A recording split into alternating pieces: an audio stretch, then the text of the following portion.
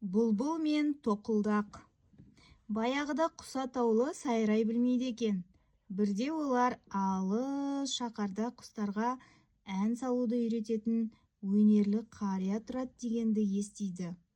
Құс патшасы мәртебелі қыран, тоқылдақ пен бұлбұлды ән үйреніп келіңдер деп сол қалаға аттандырады.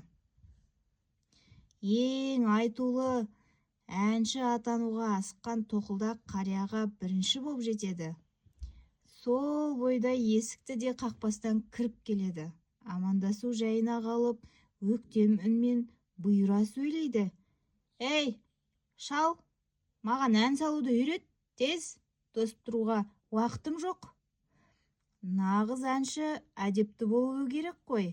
Қария сондықтан оны әуелі әдептілікке баулуды жөн көреді. Сөйтіп тоқылдақты сыртқа шығарып, есік қағуды үйретеді. «Түсінікті, ән деген қиын емес екен ғой, үйреніп алдым», деп тоқылдақ кері қарай ұша жөнеледі. Тезірек барып, мынадай өнерімді ормандағы аң құстарға да таң қалдырмақ болады. Мынадай өнерімен ормандағы аң құстарды таң қалдырмақ болады. Бұлбұл титімдей қанаттарын баяу қағып, қартқа кешірек жетеді. Есікті жайлап қағып, сәлемдесіп, ән салуды үйренгісі келетінін айтады. Қарияға кішкентай құс қатты ұнайды. Оған бар ықыласын салып, тамылжытып ән салуды үйретеді.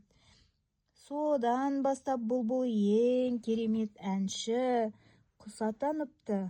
Ал тоқылдақ менен асқан әнші жоқ деп ойлайды екен. Онымен қоймай басқа құстарға: «Ей, тыңдаңдар, міне, бұлай салу керек әнді. Түк қиындығы жоқ. Нағыз ән осы. Сенбесеңдер, қарт ұстаздан сұраңдар» деп мақтанатын көрінеді. Содан бері тоқылдақ тоқылдатумен, бұлбұл ән салумен келе жатыр екен.